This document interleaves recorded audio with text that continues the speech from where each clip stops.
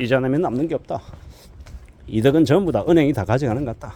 서민들은 밑 빠진 독에 물 붓는 것과 같다. 이렇게 표현하는 사람들이 많습니다. 그만큼 예사롭지 않다라는 거죠. 언제부턴가 우리가 살아가면서 빚을 내는 것, 은행에 돈 빌리는 걸 당연하게 생각하며 지내왔습니다. 나는 신용점수 1000점이니까 남들은 이자 8% 10% 내는데 나 이자 4%에 대출 받잖아.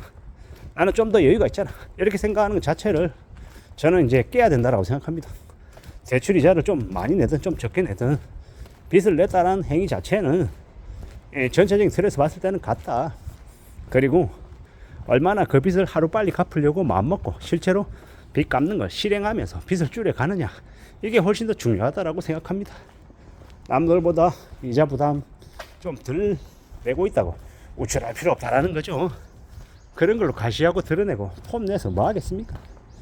그냥 빚쟁이들이 자기 산지 옆집은 15억인데 자기 집만 20억이라고 우쭐하는 거하고 뭐가 다릅니까?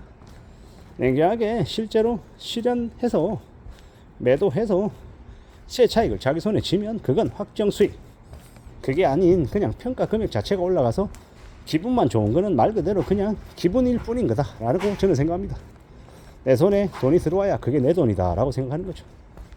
평가해 본 걸로 기분 좋아하는 거는 그냥 기분만 좋을 뿐인 거지, 그걸 가지고 실제로 자신이 부자가 된 것처럼 착각하는 것만큼 위험한 게 없다라고 저는 생각하는 겁니다. 지금의 시대, 지금의 현실 세계 속에서 많은 어려움들, 많은 고민들 속에 사는 사람들 많습니다. 근데 이제 그런 현실을 다 잊어버리고 자기가 되게 여유로운 것처럼 착각하면 안 되겠다라는 겁니다. 아파트를 다채 가지고 있는데 아파트 다채에 평가 금액 합치면은 뭐 120억이다. 기분 좋겠죠. 예를 들어 빚이 없고 이제 자기가 거주하고 있는 집 말고 나머지 네 채에서 월세 수익이 예를 들어서 만약에 순수하게 월 200씩, 월 250씩 나와서 월에 한 1000만 원 가량 이제 월세 수익이 확보가 됐다. 이러면은 분명히 되게 자산가인 게 맞죠. 근데 그게 아니라 지금도 계속 대출이자 내고 원리금 갚느라고 허덕이고 있으면 기분은 좋을지 모르겠는데 나중에 한참 지난 다음에 이제 실제로 매도해서 재산상의 가치를 실현하기 전까지는 뭐다? 의미가 없다라고 저는 이제 보는 겁니다.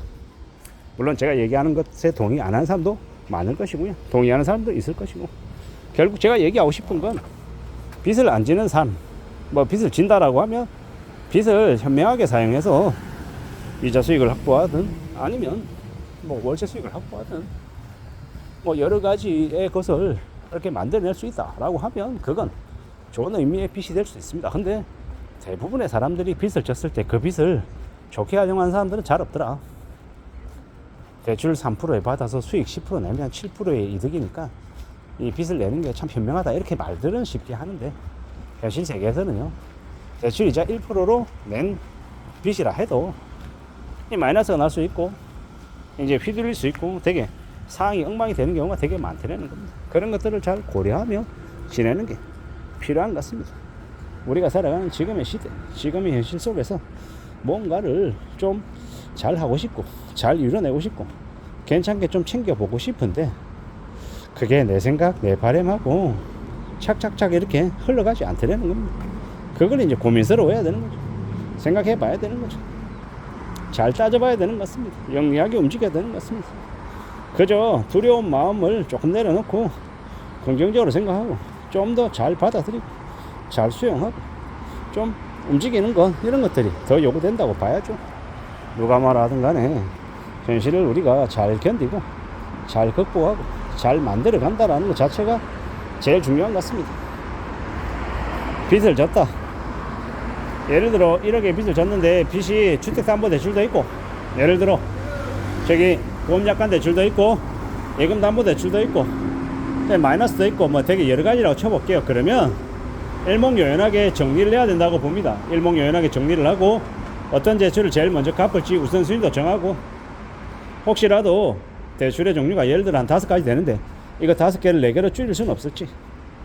뭐 여러 가지를 좀 고려하고 검토하고 또 뭐 상담을 받을 수 있으면 상담도 받아서 좀 더 현명하게 이제 움직일 그런 거리들을 만드는 게 필요할 것 같습니다.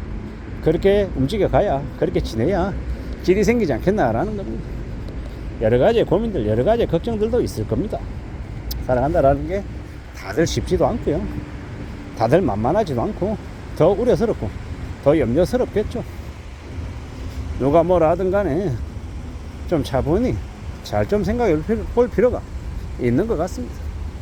누가 뭐라 해도 좀 마음을 추스리며 챙겨가야 되겠죠. 그래야 되겠다라고 봅니다. 뭐가 맞고 뭐가 틀릴지 사실 명쾌하게 딱 이거다 라고 말하기도 어렵죠. 근데 사람들은 대체로 합니다. 자신의 처지가 어떠하고 어떤 일들을 해서 어떻게 이제 빚을 갚아 나갈 건지 계획을 잘 세우고 그 계획을 실행하면 언제쯤 되면 괜찮아질 거다라는 그런 마음들을 다들 먹고 있습니다. 그걸 어떻게 실행하느냐가 관건인 거죠. 그런 것들을 좀 잘 헤쳐나간다라는 거, 그게 아마 제일 필요하리라고 봅니다. 그런 생각들을 좀 더 하며 지내야 되겠다라는 겁니다. 서로 하지 않기 때문에, 쉽지 않기 때문에 잘 좀 헤아려야 될 겁니다. 잘 궁리해야 될 거다라는 겁니다. 참으로 만만하지 않은, 쉽지 않은 상황이다라고 봐야 되는 거죠. 우려하고 염려하고 고민하고 대비하고 대응하며 지내야 될 겁니다. 차분히 착실하게 헤쳐나가야죠. 길을 찾아가야 될 겁니다. 저는 그런 생각들을 많이 해봅니다. 지금 상황이 예사롭지 않다 하더라도 포기하지 않으면 끝까지 갈 수 있다라고 생각합니다. 그러니 놔버리면 안 되는 거죠. 좀 더 분발하면 움직여야 되는 거죠. 그러면 그 다음이 있으니까요. 언제든 우리는 현실을 좀 잘 추스리며 지내야 됩니다. 그런 각오, 그런 다짐, 이런 것들이 더욱더 요구된다라고 봐야 되겠습니다. 어떻게 살아가는 게 좋겠습니까? 어떻게 지내는 게 필요하겠습니까? 그러한 것들을 좀 궁리할 필요가 있겠다라는 겁니다. 따져봐야 되겠다라는 겁니다. 살펴봐야겠다라는 겁니다. 그런 각오로, 그런 의지로 지내야 되겠습니다. 무엇이 되었건 간에 절대로 포기하지 않겠다라는 각오, 책임을 끝까지 지겠다라는 그런 의지, 이런 것들이 있다라고 하면, 그러면 길은 열릴 거라고 봅니다.